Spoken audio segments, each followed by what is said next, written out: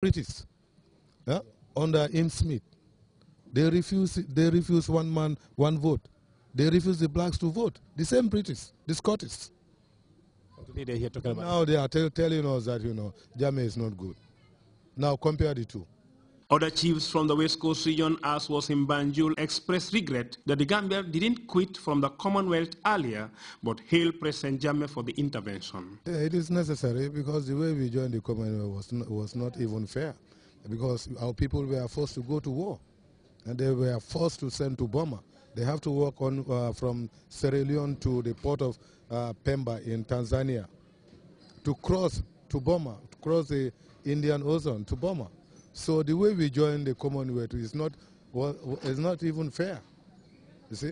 Because how can you come and gather all these strong people in one community, all the young people in one community, force them to go and join the army, a war that doesn't even concern them? It is an Asian war, Japanese and their own Asian war. Why are they forcing our people to go to war in Burma? And now they said we should not leave the Commonwealth. The way we joined the Commonwealth was not even fair. Youth leader for the region equally promised to take the message in these books to use across the region. Regarding the message, I think the decision was well calculated. It was well calculated, and that's why he came up with this move for Gambia to be withdrawn from the Commonwealth. To me, I see nothing that Gambia is going to regret being withdrawn from the Commonwealth, because to me, it is unfair. If you said we form an organization, everybody should have a vote in that organization, and everybody should have a right to be head of that organization. It shouldn't be one individual. President Jammeh's books further emphasize that the Gambia gained nothing from the Commonwealth of Nations. Thus, being a member will only remind Gambians of the misery of slavery. The Gambia, less than 400 years of British rule, can't boast of any meaningful development that texts reveal. Instead, the British loot the country's resources, and quitting the Commonwealth is best for the Gambia. Louis Mendy, Grts. The National Agricultural Land and Water Management Development Project, NEMA, and Reliance Financial Services have combined forces to help small and medium-sized enterprises boost production and enhance entrepreneurial skills. Sam Wilber witnessed the signing of the Memorandum of Understanding by officials from the two sides, and this is his report. Financial and agri-experts have joined forces to drive the country's agricultural transformation policy of increased productivity and food security. The National Agricultural Land and Water Management Development Project, NEMA, and Reliance Financial Services, a non-bank financial institution, Monday signed an MOU designed to provide financial and other forms of support in the areas of farming and agro-processing for small and medium-scale enterprises. Signing this MOU, it sets the pace for a relationship that will transcend beyond our expectations and our objectives in creating access to finance for our beneficiaries. Reliance Financial Services is extremely proud, privileged, and delighted to be part of this momentous occasion where, for the first time, we have a financial institution signing a memorandum of understanding with the Ministry of Agriculture under this project called NEMA. Access to funding and resources has often been considered major constraints in agricultural production. How then will this new partnership augur well with the objectives of the NEMA project in addressing the needs of the country's peasantry? An institution that is ready to cooperate with the project, and make resources available, because we are only providing part of the resources, that is 45% of the investment cost. And the financial institution is going to give a loan of about 45% to these individuals who will be investing in agriculture. To us, that is crucial, because we know these are people that are very skillful but do not have the resources. Now to see for the first time a financial institution in this country who has courage, and vision to make that investment, it's really tremendous.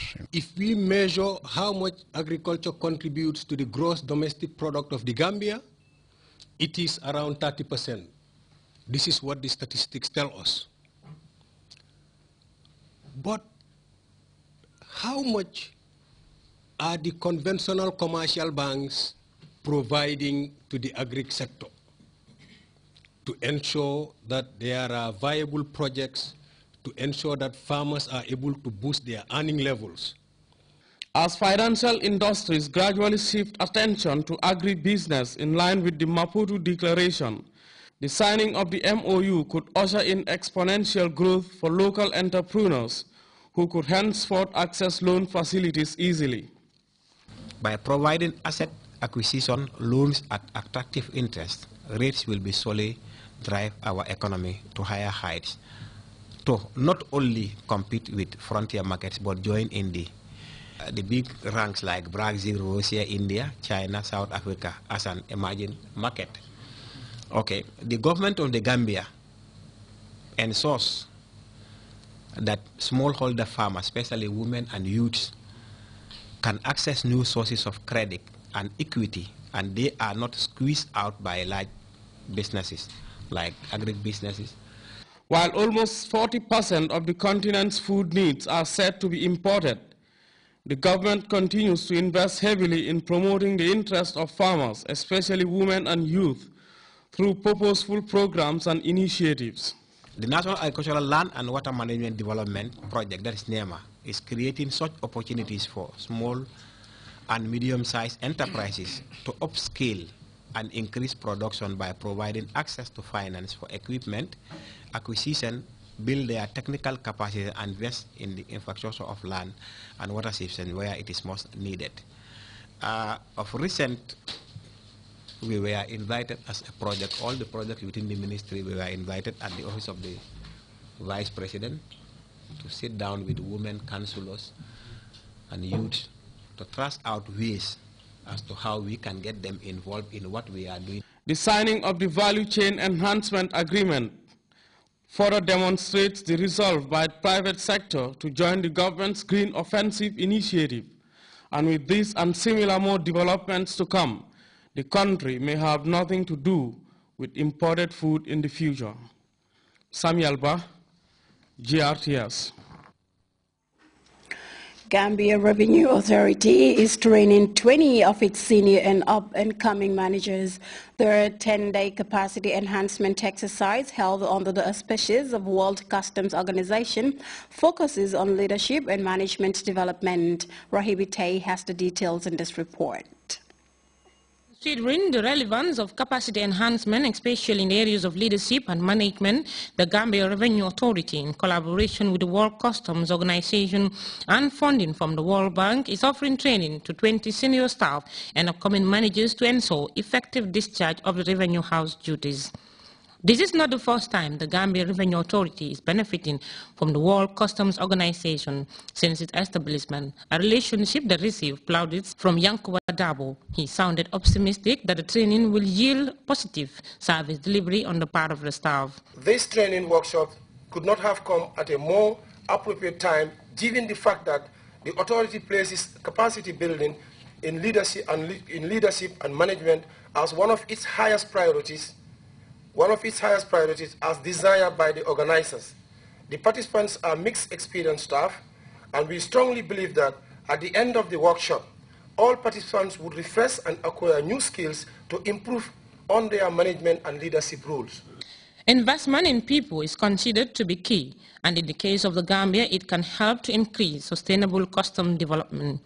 With the aim of supporting member organizations and ensure their administrations can meet challenges of the 21st century, the World Customs Organization is said to be committed to ensuring that proper training is offered to its members. Leaders must be able to define the vision for the future of customs and must be able to lead their organization towards it. The WCO Leadership and Management Development Program was born in 2009 around 5 years ago, when the international customs community recognized the need and importance for the